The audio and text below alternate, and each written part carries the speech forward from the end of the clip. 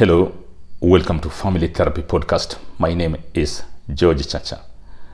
Challenges that men face in their second marriage. Challenges that men face in their second marriage, especially after the first marriage is ended either due to death of one of the partners or as a result of the two parties walking separate ways. Where children are involved and children have been left with the custody of the man also ought to treat very carefully, just like in the case where, like in the last episode.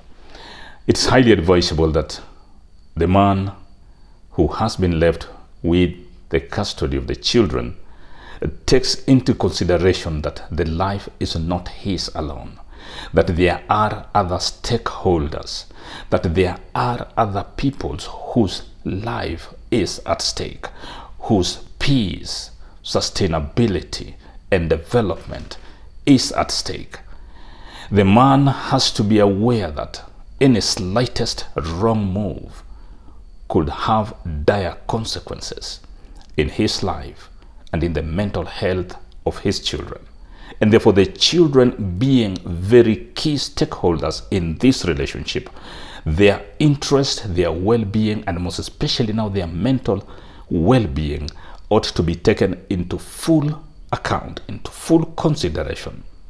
It's therefore advisable that you as a man begin inducting your children. Well, again, unlike in the case of men, for us men, in the case of women, for us men, replacement or the process of replacement, the process of hiring in maybe a new CEO begins almost immediately, or it could be maybe within just months or maybe a year or so. But it's very uncommon to see a man who has to wait for that long. And therefore, when it comes to that point and maybe the man has resolved that he needs a replacement in his life, then he will need to start preparing the children psychologically, inducting them, kind of bringing their mind, their psychology that someone could be coming. And even as he prepares the children, he should not try to tell them that it is mandatory. He should not try to use force, to use his position as the father, to use his position as the entire sponsor to the children, and therefore he must have his way. No, because again, it will end up building already a negative attitude in the children towards the incoming CEO, despite the fact that they have not yet met. Therefore, it is highly recommended that gradually, slowly, and with love, the man should start consulting his children. And the age really doesn't matter. Whether the child is as young as 5 years old, 6 years old, 7 years old, or even as old as 25 years old. They need to be consulted. They need to be prepared psychologically. This has to be a family debate. I wouldn't be surprised, for example, when the father or the man begins telling my children, I'm really finding it rough. I'm too lonely. Sometimes I feel like I'm giving up. I need someone to support me. And even as you try to do this, don't try to talk negative of the mother to the children, or rather your ex-wife, because it's you who had conflict with your children. The children did not, it's you who had conflict, with your wife. The children did not have conflict with their mother.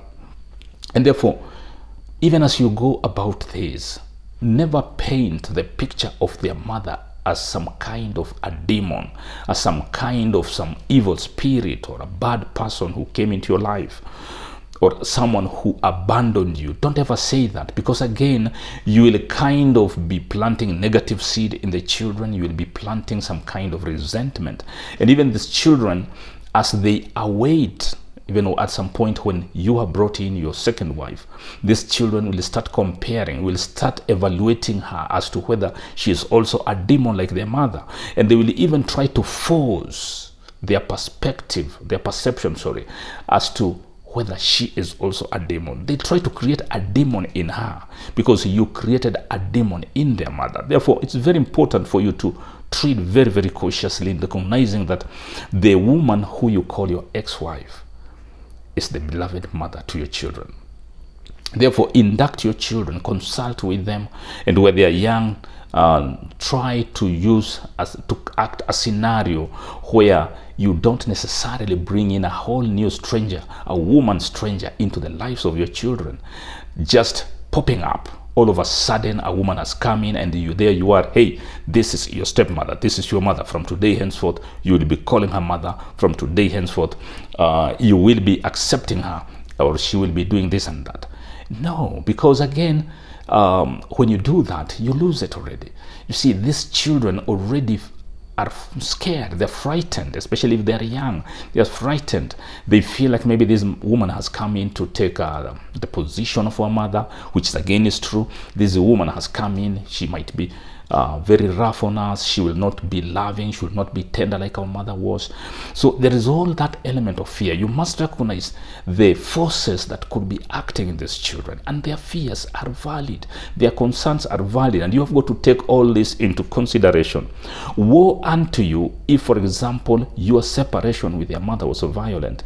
Because if you were that type of a man who was violent, who was kind of a bully, you did bad things to their mother, you abused their mother in front of in front of them, you slapped their mother, you kind of just unloving and caring, then the children will most likely resent the woman you brought in. And that's the reason why I have always emphasized the need for you to bring in your children into your family conflict. When you're trying to sit together with your wife and you have a conflict and you realize that this conflict is getting out of hand, where both of you are not able to resolve it amicably, it's always important to involve the children. If your children were involved from the word go, when they were seeing you people negotiating and trying to agree, trying to discuss this and that, then the children will be receptive. They are likely to understand and say that, honestly, we were involved in the process of peacemaking and we realized that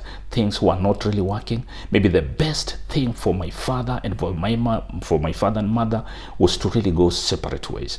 Therefore, if the children were involved, you will have an easier task. And as I always say again, is if you have to kind of end your marriage, don't end it violently.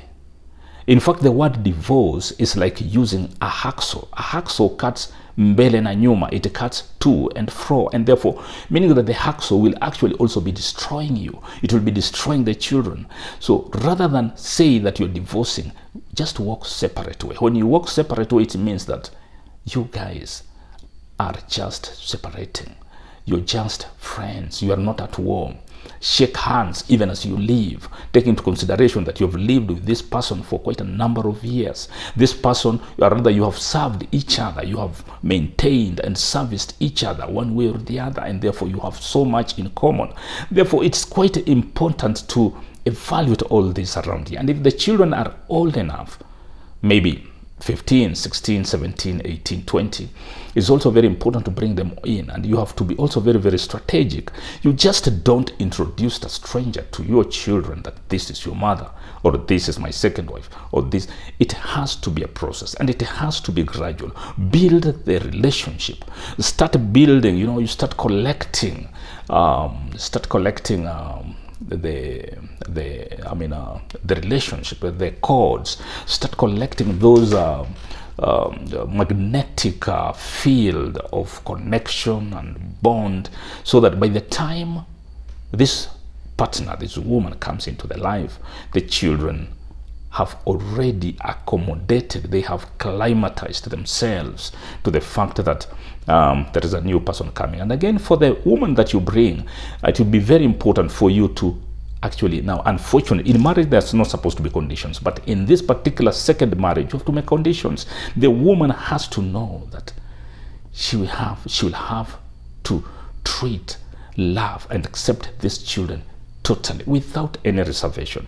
And to the woman who comes in, it's very important for you to recognize that your happiness, your peace, your success in this marriage hinges on how you relate with the children that you found in that homestead. If their mother served them bread and butter in the morning, please don't serve them sweet potatoes unless they ask for it. If their mother cooked for them this type of food and that is what they loved, for heaven's sake, don't start coming in with your whole new. And these are some of the adjustments that you'll need to make. After all, in life, it is give and take. You have walked into a marriage that has children. These children belong to that homestead. Therefore, treat them as the owners of the homestead. Love them. Love them. Love them without any reservation. Accept them fully. Let it be your effort to cultivate the relationship between you and them, and it should never be the effort of your husband. If you do this, then you realize that you will have great admiration from your husband, great admiration from your stepchildren, and even when you come to getting your own children, you will realize they are fitting into a family perfectly well, so that there will never be that aspect of stepbrother, stepsister. It's just one happy family. And secondly, sometimes you might find maybe the woman coming into this second marriage has her own children. You must always, to the woman, you must always put the priority of your stepchildren before your own children. Remember again, and I speak as a Christian, the blessings, the curse you give on your stepchildren always turns on to your own children. If you want your child or your children to be blessed, bless your stepchildren, because what you give is exactly what you get. Garbage in is garbage out. If you are that type of person who gives blames and curses and all that kind of thing, those things will always come to haunt your own children. Let us factor that families sometimes need very special, maybe painful approaches. There will be a lot of give and take, but I believe it's possible. It is possible to realize just happy relationship, irrespective of whether it's the second marriage, it's the third marriage, irrespective of whether there are children involved. The most important thing is to recognize that you have the effort, and you can make your marriage work. You can make your family work. Others, thank you for watching this channel, and if you have liked it, please click the like button, click the bell, subscribe, and let's keep this discussion going. Others, thank you, and God bless you.